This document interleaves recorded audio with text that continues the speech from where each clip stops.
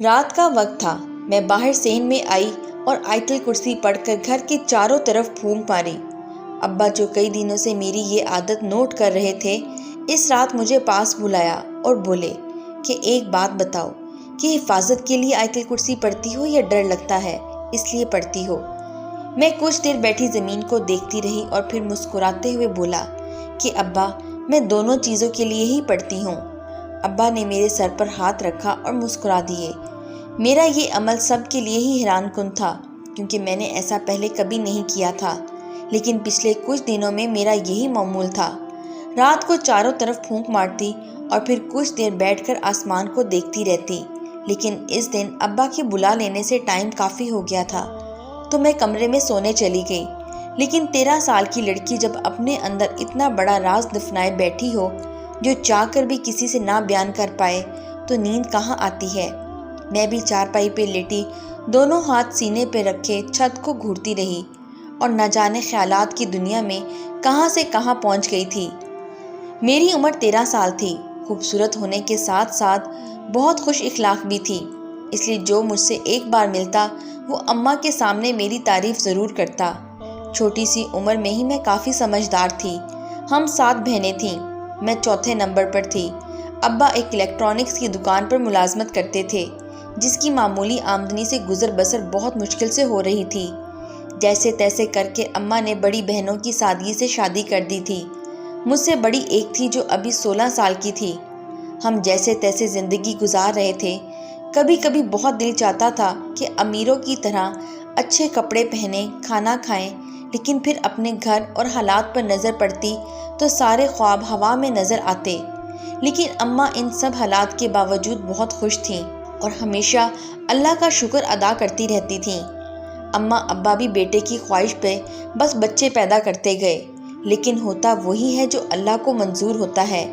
انسان لاکھ کوشش کر لے، لیکن اس کے کن کے بغیر تو کچھ بھی ممکن نہیں۔ 7 بیٹیوں کے بعد اماں نے بھی امید چھوڑ دی تھی اور جو ملا اسی پر راضی ہو گئی، لیکن تھی تو بیٹیوں کی ہی ماں، ہر وقت اچھے نصیب کی دعائیں کرتی تھی۔ اماں کو کئی بار کہتے سنا تھا کہ بشرا یعنی میرا نصیب سب سے اچھا ہوگا۔ ان کو لگتا تھا میں جتنی حسین ہوں مجھے ضرور کوئی بہت اچھے گھر کا رشتہ ملے گا اور میں راج کروں گی، لیکن اماں کو کیا پتا تھا کہ ان کی یہی بیٹی سب سے سیاہ نصیب لے کر پیدا ہوئی ہے، جس پر ابھی معاشرے کی تہمتوں کی چھاپ پڑنی ہے۔ گھر کے حالات نے مجھے کم عمری میں ہی کافی سنجیدہ بنا دیا تھا۔ میں نے کبھی کوئی بلا وجہ کی فرمائش نہیں کی تھی۔ ایک دن میری طبیعت اچانک خراب ہو گئی۔ میں سو کے اٹھی تو مجھے چکر آنے لگے۔ میں نے اس بات کو نظر انداز کر دیا، لیکن دوپہر تک مزید طبیعت خراب ہو گئی۔ میں چادر منہ پر ڈالے لیٹ گئی۔ اماں جو باہر مجھے آوازیں دے رہی تھیں، میرے جواب نہ دینے پر جب غصے میں اندر آئیں تو مجھے لیٹا دیکھ کر زور سے چادر ہٹائی۔ میری زرد پڑتی رنگت دیکھ کر پریشانی کے عالم میں میرے ماتھے پر ہاتھ رکھ کر بخار دیکھنے لگیں۔ پھر پہلے سے گھر میں پڑی کوئی دوائی اور چائے کی پیالی پکڑا کر مجھے آرام کرنے کا کہہ کر باہر چلی گئی، لیکن شام تک حالت سدھرنے کی بجائے مزید بگڑتی جا رہی تھی۔ خیر اماں کے کچھ دیسی ٹوٹکوں سے مجھے فرق پڑ گیا۔ اس دن کے بعد سے میری طبیعت میں عجیب سا بدلاؤ آ گیا تھا، جسے سب نوٹ کر رہے تھے۔ میں خاموش اور چڑچڑی رہتی اور اکثر طبیعت خراب رہتی، لیکن اماں ابا کے پاس اتنے پیسے نہیں تھے کہ ڈاکٹر کی بھاری فیس بھر کر دوائی لا سکے۔ آہستہ آہستہ مجھے بھی جب عادت پڑ گئی تو میں نے بتانا ہی چھوڑ دیا تھا۔ 2-3 مہینے ایسے ہی گزر گئے۔ میں اسکول جاتی اور واپس آ کر گھر کے کام کر کے پڑھائی میں مشغول ہو جاتی۔ ایک دن ایک ہمسائی گھر آئی اور میں ان کے لیے چائے بنا کر لے کر گئی تو وہ مجھے گہری نظروں سے دیکھتی رہیں اور پھر میرے جانے کے بعد اماں کے کان میں کافی دیر کچھ بڑبڑاتی رہیں۔ اماں کے چہرے پر پریشانی کے آثار میں دیکھ سکتی تھی، لیکن میں نے اپنا سر جھٹکا اور دوبارہ پڑھنے لگ گئی۔ آنٹی کے جانے کے بعد اماں تیزی سے میرے پاس آئی اور مجھے کھڑا کر کے غور سے دیکھنے لگیں اور پھر گہری سوچ میں ڈوب گئیں۔ وہ پریشان بھی تھیں۔ میرا ذہن اسے کھٹکا کہ ضرور اب کوئی مسئلہ ہے۔ خیر مجھے اندازہ تو ہو گیا تھا، لیکن میں خاموش رہی۔ اگلے دن اماں مجھے صبح صبح اس پڑوسن آنٹی کے ساتھ ان کی جاننے والی لیڈی ڈاکٹر کے پاس لے گئیں، لیکن جاتے وقت وہ دعا کر رہی تھی کہ ان کا شک غلط ہو، لیکن وہ اس بات سے بے خبر تھیں کہ اب ایک قیامت ٹوٹنے والی ہے۔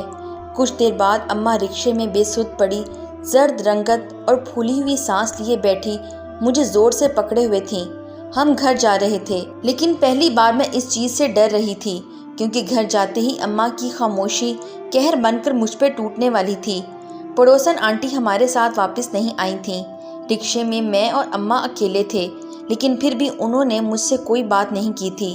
نہ جانے وہ کیسے اتنے صبر سے بیٹھی آنسوں کو دوپٹے کے پلو میں سمائے جا رہی تھیں۔ وہ 20 منٹ کا سفر 20 سالوں جیسا تھا۔ وہ وقت بھی آ گیا جب ہم گھر کی دہلیز پر تھے۔ اندر قدم رکھتے ہی اماں کے صبر کا بند بھی ٹوٹ گیا۔ اماں مجھے کمرے میں لے گئیں۔ اماں نے آغاز تو بہت آرام سے کیا، آخر یہ سب کیسے ہو گیا؟ میں اتنی کم عمر میں 13 سال کی عمر میں ماں کیسے بن گئی؟ یہ بات جہاں اماں کے لیے حیران کن تھی، میرے لیے بھی تھی، کیونکہ اس کالی خوفناک رات کا ایسا انجام ہوگا مجھے بالکل بھی اندازہ نہیں تھا۔ میں جس راز کو سینے میں دباتے پھر رہی تھی وہ اس طرح سے سامنے آئے گا میں نے کبھی نہیں سوچا تھا، نہ میری سوچ وہاں تک گئی تھی۔ خیر اب وہ وقت بھی جا چکا تھا اور یہ قیامت میرے سر پر تھی۔ اماں نے مجھے چیک کرواتے وقت ابارشن کا بھی سوچا، لیکن ڈاکٹر نے بتایا کہ اس بات کو 3 مہینے ہو گئے ہیں، اس لیے ابارشن نہیں ہو سکتا۔ اگر اس کے باوجود ایسا کرنے کی کوشش کی جاتی تو جان کو خطرہ تھا۔ اب جو بھی ہوا تھا وہ میری ماں تھی، اس لیے وہ مجھ سے پوچھنے کی کوشش میں تھی کہ آخر ایسا کس نے کیا تھا میرے ساتھ، لیکن میں چاہتے ہوئے بھی نام نہیں بتا پا رہی تھی۔ ایسا لگتا تھا میری زبان پر تالے لگ گئے ہوں جیسے۔ اماں جب پوچھ کر تھک گئیں اور میری طرف سے کوئی جواب نہ ملا، ان کی مار بھی کھا لی پھر بھی خاموش رہی، تو وہ تھک کر وہ مجھے کمرے میں چھوڑ کر چلی گئیں۔ ان کے جانے کے بعد میں کتنی دیر اس اندیکھے احساس کو محسوس کرنے کی کوشش کرتی رہی جو میری زندگی میں کئی الجھنیں لے کر آنے والا تھا۔ خیر اماں اب کر بھی کیا سکتی تھیں، خاموش ہو گئیں، مجھ سے بات کرنا بند کر دیا۔ بات کرتی بھی تھیں تو بس اس انسان کا نام جاننے کی امید میں، مگر میں کچھ نہ بتاتی۔ اماں کے لیے سب سے مشکل مرحلہ ابا کو بتانے کا تھا۔ ایسی باتوں پر تو لڑکیوں کو مار دیا جاتا ہے، اس لیے وہ ڈر رہی تھیں کہ ابا کیا کریں گے۔ ایک دن ہمت کر کے اماں نے ابا کو بتا دیا۔ اس کے بعد کتنی ہی دیر ان کے جھگڑے کی آوازیں آتی رہیں۔ ابا غصے میں دندناتے میرے پاس بھی آئے اور مجھے جھنجھوڑتے ہوئے پوچھتے رہے، مگر میں خاموشی سے ان کی مار برداشت کرتی رہی۔ تبھی اماں بیچ میں آئیں اور مجھے بچا لیا کہ اس حالت میں اتنا ظلم کرو گے تو مر جائیں گے دونوں۔ ابا کے منہ سے تب پہلی بار میں نے اپنے لیے مرنے کی بات سنی۔ ابا غصے میں گاؤں چلے گئے اور پھر کئی دن نہ آئے۔ میں نے گھر سے باہر جانا بند کر دیا تھا کیونکہ اب صحت بھی ایسی تھی کہ کوئی بھی ایک نظر میں دیکھ کر پہچان لیتا۔ جن محلے والوں کو پتہ لگ گیا تھا وہ اکثر گھر آ کر طرح طرح کی باتیں کرتیں اور اماں کو پولیس کے پاس جانے کا کہتیں، جس پر میں منع کر دیتی اور نہ ہی میں اپنی زبان کھولتی۔ اس واقعے کے بارے میں میرے اس عمل پر مجھ پر ہی الزام لگا جاتی کہ سب میری مرضی سے ہی ہوا ہوگا، تبھی میں کچھ نہیں بتا رہی، لیکن مجھے ان کی باتوں سے کوئی فرق نہیں پڑتا تھا۔ وقت کیسے پنکھ لگا کر اڑ گیا پتہ ہی نہیں چلا۔ ابا مجھ سے بات نہیں کرتے تھے، میں ایک کمرے میں ہی پڑی رہتی، اماں کے ساتھ کام کاج بھی کروا لیتی، لیکن اس دوران ہم دونوں میں بالکل خاموشی رہتی۔ وہ ایک تعلق ٹوٹ سا گیا تھا اور شاید اماں خاموش رہ کر مجھے بولنے پر اکسا رہی تھیں۔ پھر وہ دن بھی آ گیا جب 13 سال کی عمر میں نے ایک بیٹی کو جنم دیا۔ وہ وقت جب میں خود کھیل کود کی عمر میں تھی، اپنی بیٹی کو اپنے ہاتھ میں لیے اس کے معصوم چہرے کو دیکھتے ہوئے میں نے خوشی سے اسے گلے لگا لیا۔ ماں چاہے 24 سال کی ہو یا 13 سال کی، ماں ماں ہوتی ہے۔ اس بات کا احساس مجھے تب ہوا۔ میں ہر چیز سے بے خبر تھی، لیکن اتنی کم عمر میں اتنی اذیت کے بعد اپنے وجود کے سہارے کو دیکھنا انتہائی سکون بخش تھا۔ اس لمحے میں ہر دکھ ہر تکلیف بھول گئی تھی۔ میری اماں اور بہنیں جو اتنے مہینوں سے ڈھنگ سے بات نہیں کرتی تھیں، اس مسکراتی ہوئی نور کو دیکھ کر خود کو روک نہ پائیں اور خوشی خوشی سے اسے اٹھا کر اس کے ساتھ ہونے کا یقین دلوایا۔ میری بیٹی کا نام نور رکھا گیا تھا۔ کچھ دن ہمارے گھر میں اس ننھی پری کے کہکے گونجنے لگے، لیکن خوشیاں کہاں زیادہ عرصہ رکتی ہیں۔ ہر صبح کے بعد کالی رات نے آنا ہی ہوتا ہے۔ ابا جنہوں نے ابھی تک دل سے معاف نہیں کیا تھا، باقی سب تو چلو نور کے آنے سے تھوڑے بدل گئے تھے، لیکن ابا خود ہی نہ جانے کیا کچھ پلان بناتے جا رہے تھے۔ اپنے گاؤں والوں سے انہوں نے یہ بات چھپائی تھی۔ وہ جانتے تھے کہ ان کو پتہ لگا پھر وہ کسی صورت ان لوگوں کو قبول نہیں کریں گے، اس لیے ان کو جتایا یہ گیا کہ اماں کی طرف بیٹی ہوئی ہے۔ ایک دن ابا نے بتایا کہ انہوں نے گاؤں کے کسی گھر میں میرے رشتے کی بات کی ہے اور جلد ہی میری شادی کر دیں گے، لیکن اماں نے اس چیز سے بغاوت کی تو ابا نے یہ کہہ کر چپ کرا دیا، اگر 13 سال کی عمر میں یہ بیٹی پیدا کر سکتی ہے تو شادی بھی کر سکتی ہے۔ ابا کسی کی نہیں سن رہے تھے اور آخر کار ابا نے اپنی ضد پوری ہی کر لی اور گاؤں میں ایک جاننے والے کے بیٹے سے میری شادی کی تاریخ بھی رکھ دی۔ گاؤں میں تو یہ چیز بہت معمولی تھی، اتنی کم عمر میں شادی کر لے، اس لیے کسی کو کوئی اعتراض نہ ہوا، لیکن اس کے لیے بھی قربانی مجھے ہی دینی پڑی۔ مجھے اپنی بیٹی سے دور ہو کر رہنا پڑنا تھا۔ کچھ عرصے بعد میری سادگی سے شادی ہو گئی اور میں گاؤں چلی گئی، لیکن وہاں میرا دل نہیں لگتا تھا اور میں بیمار رہنے لگی۔ سب لوگوں نے اتفاق کیا کہ گھر سے کم عمری میں دور ہو جانے کی وجہ سے ایڈجسٹ نہیں ہو رہی۔ میرے شوہر عثمان کے ابا نے عثمان کو ابا کے ساتھ بات کر کے ایک چھوٹی سی دکان کھول کر دے دی۔ اس طرح میں اور عثمان شہر میں اماں لوگوں کے پاس رہنے لگے۔ عثمان صبح سویرے ابا کے ساتھ جاتے اور رات کو واپس آتے۔ اس طرح مجھے پورا ٹائم اپنی بیٹی کے ساتھ گزارنے کو مل جاتا تھا۔ اس طرح وقت گزرتا گیا، کئی سال گزر گئے۔ نور کی مجھ سے اٹیچمنٹ بھی بہت ہو گئی تھی، وہ رہتی بھی میرے پاس تھی، کھاتی اور سوتی بھی میرے ساتھ تھی۔ عثمان بھی اس سے پیار کرتے تھے، لیکن وہ اس بات سے باخبر تھے کہ یہ بھی باقی 2 بچوں کی طرح میری ہی بچی ہے، لیکن میں خوش تھی کہ نور کو باپ جیسا ہی پیار مل رہا ہے۔ ہم الگ گھر میں شفٹ ہو گئے تو نور نے بھی ہمارے ساتھ رہنے کی ضد کی، جسے میرے کہنے پر عثمان نے بھی مان لیا۔ یہ بات مانوں گی کہ اللہ نے اتنی آزمائشوں کے بعد عثمان جیسا شوہر دے کر مجھ پر اپنا کرم کیا تھا۔ شادی کے وقت میں بالکل خوش نہیں تھی، نہ ہی عثمان مجھے پسند تھے، مگر شادی کے بعد انہوں نے مجھے سنبھالا، میں ان کی محبت کی گرویدہ ہو گئی تھی۔ وہ بہت اچھے شوہر تھے جنہوں نے میرے ماضی کے زخموں پر مرہم رکھ دیا تھا اور میں سب کچھ بھول چکی تھی۔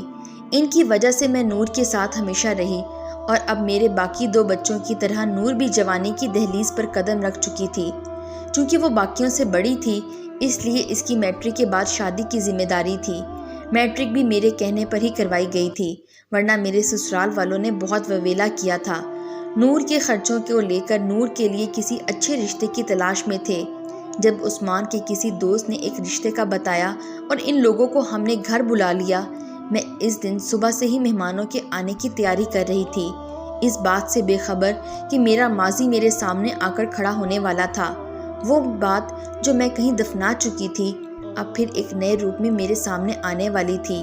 شام کا وقت تھا جب عثمان برف لاتے ہوئے دروازے سے داخل ہوئے اور بتایا کہ نور کا رشتہ دیکھنے کے لیے آنے والے مہمان گلی کے نکڑ پر ہیں۔ میں نے بھاگ کر شربت تیار کرنے کو کہا اور دروازے پر آ کر رک گئی۔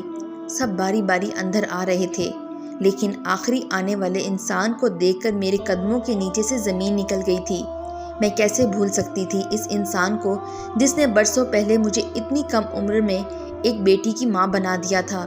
آج وہ انسان میری دہلیز پر اپنے بیٹے کے لیے نور کا رشتہ لینے آیا تھا۔ میں صدمے کی حالت میں چلنے لگی، کون کیا بول رہا ہے اور کیا نہیں، مجھے کچھ سمجھ نہیں آ رہا تھا۔ میری آنکھوں کے سامنے ماضی کا وہ منظر اور وہ سال تھے جو میں نے کرب میں گزارے تھے، اور افسوس تب میں نے زبان سے کچھ نہ بول سکی اور نہ اب۔ وہ شخص بھی شاید مجھے پہچان چکا تھا۔ کئی بار ہماری نظریں ٹکرائیں اور اس کی نگاہیں بھی کسی سچ کی متلاشی تھیں۔ جیسے تیسے وہ وقت گزرا اور ان کے جانے کے بعد میں سر درد کا کہہ کر سونے کے لیے لیٹ گئی، لیکن وہ ساری رات میں سو نہ پائی۔ عجیب سا خوف، عجیب سی وحشت تھی جو سونے نہیں دے رہی تھی۔ بار بار نور کا ہنستا چہرہ اور وہ راز جسے برسوں چھپائے رکھا ہوا تھا، اس کے کھل جانے کا ڈر تھا۔ اتنے میں فجر کی اذان سنائی دینے لگی اور میں نے رو رو کر اللہ سے دعا کی۔ اگلے دن ان لوگوں کو انکار کر دیا اور کچھ عرصے بعد نور کا اچھا سا رشتہ ڈھونڈ کر اس کو اپنی دعاؤں میں رخصت کر دیا۔